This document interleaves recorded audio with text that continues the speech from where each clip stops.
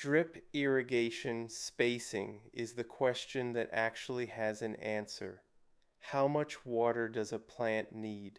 Someone asked that on every gardening forum in Britain, and not one reply gave a number. I am Michal. Today, why that question has no answer, and the far better one to ask instead. How many drippers per plant, and where do they go in your garden irrigation system? Ask instead. So why can nobody answer it? Because it is the wrong question. How much water a plant needs depends on the plant and the weather. It depends on your soil, on whether it sits in a pot or the open ground, and on how far into the season you are. All of those change by the week, so any answer in milliliters is a false promise. It sounds precise, and it is nonsense. But here is the thing. There is a question you can answer, and answer today. Not how much water, how many drippers, and where do they go. That is the skeleton of your whole system. Get the number right and get the placing right, and you can fine-tune the amount later with time on the clock. The minutes and the liters are next episode. Today we build the frame. One gardener put the real problem well. With drip, they asked, how do you even work out the right amount to give it? Nobody handed them a straight number either. By the end of this, you will not need one. You will have something better. A rule you can walk out and use on your own beds this weekend.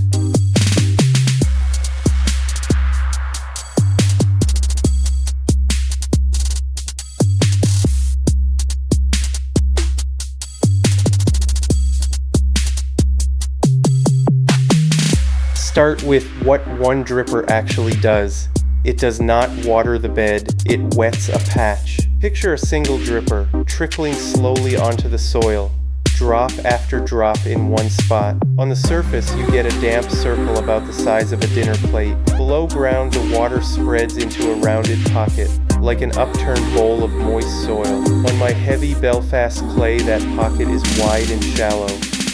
On light sandy ground, it is narrow and deep.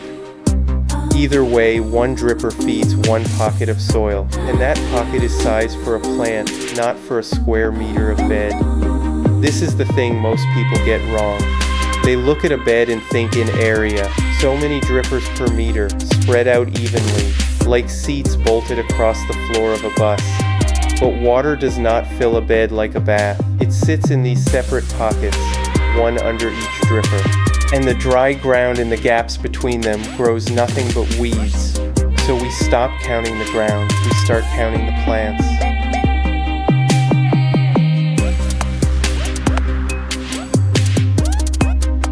So here is the rule that sorts the whole thing out. You count drippers by the plant, not by the bed. Every spaced out plant gets its own dripper, parked right at the base over its roots. One plant, one dripper.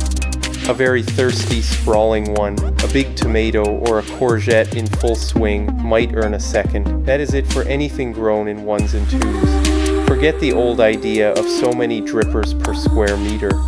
A bed with 6 tomatoes in it does not need a dripper every foot along the pipe. It needs 6 drippers, one at each plant, and nothing wasted on the bare soil between them. That is almost always fewer than you would guess. It feels too simple, and gardeners distrust simple. But think of a dripper as a waiter, not a sprinkler. A waiter serves one seated customer. You put out as many as you have customers sitting down, and not one more. It is the tidiest rule in this whole series, and the easiest one to trust once you have watched it work.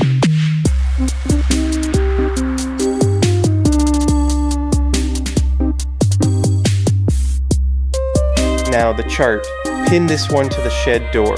For plants with space around them, the fruiting veg, your tomatoes, peppers, courgettes, beans up a wigwam, it is one dripper each. 2 only for the real gluttons. For crops grown shoulder to shoulder, a block of salad leaves, a row of carrots, a line of onions, you do not fit a dripper to every single seedling. That way lies madness, and a very fiddly afternoon. Instead, you run a drip line, a pipe with drippers built into it every so often, snaking along the row. the whole crowd drinks from the one line. For a newly planted tree or shrub, the roots are still balled up where they came out of the pot, so you ring the root ball with 2 or 3 drippers to wet the whole thing evenly. And that word, evenly, is the key to the one case that breaks every rule I have just given you. Pots, grow bags, anything in a container. They are important enough to get their own minute because almost everyone gets them backwards.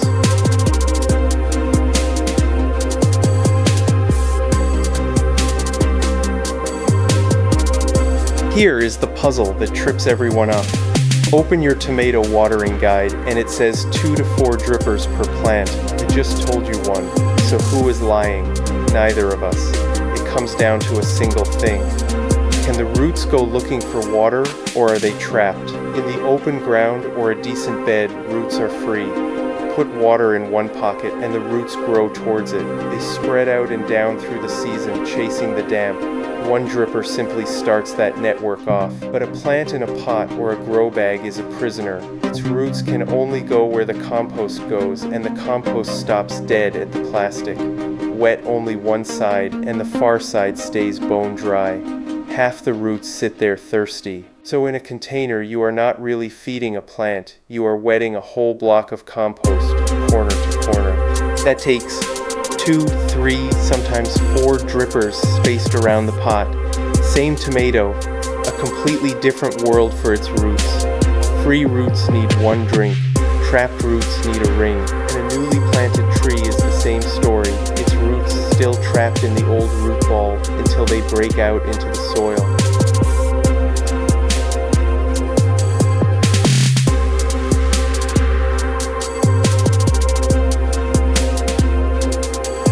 One more principle, and it is the one that saves you money and grief. When in doubt, fit fewer and add later. It is far easier to push one more dripper into the line next weekend than to pull a whole forest of them out, and more is not better. Every extra dripper you add is one more mouth pulling on the same pressure. Load a line up with too many, and the ones at the far end just dribble while the near end drinks fine. You met that problem back in the pressure episodes. Too many drippers also wet the bare ground between your plants, and bare wet ground grows weeds, not dinner. So start lean, 1 per plant, a line for the crowds, a ring for the trapped ones. Then run it and go and look. Push a finger into the soil beside a plant the morning after a watering. Bone dry 2 inches down, add a dripper. Or we sort it with timing next episode. Water pooling on top and never sinking. You have put out too many. The bed will always tell you the truth. No chart on a shed door knows your garden the way your own finger does.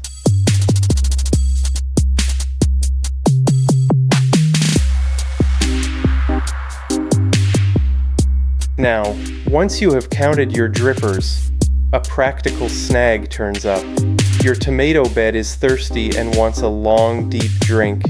Your salad drip line wants a short, frequent sip, and your pots, with their little trapped root balls, dry out fastest of the lot. 3 groups, 3 completely different rhythms. Put them all on one tap and one schedule, and somebody always suffers. The pots fry while the tomatoes are still drinking, or the salad drowns just to keep the pots happy. The fix is to split them up. So here is the kit on my own tap, the Johgee 4-zone timer. One tap becomes 4 outlets, each on its own schedule. The tomato bed takes 1 zone, the salad line another, the pots a third. The brains sit indoors on a socket and reach the tap by radio, straight through my thick brick wall, where a normal timer loses signal. And if all you have is 1 bed of tomatoes, you do not need any of this.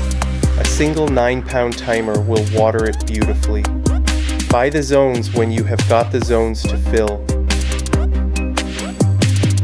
Let me walk you around my own allotment so you can see the rule sitting in the soil. My tomato bed has 8 plants, well spaced. So that is 8 drippers, one at each stem, with bare pipe running dry between them. My salad and carrot rows sit close together so they get a single drip line snaking down the middle, feeding the whole crowd. The chilies live in a grow bag on the sunny side, trapped roots that, so 2 drippers each, one at either end of the bag. The young apple tree I put in this spring gets 3 drippers in a ring around its root ball until it roots out into the ground. And then comes the most important step of all. I stop. I do not add a single dripper more on day 1. I run it for a week. I push my finger in beside each plant, and I let the garden tell me who wants more. The chart gets you started. The finger gets it right. That is the whole trade, learned the slow way by every allotment old-timer worth listening to.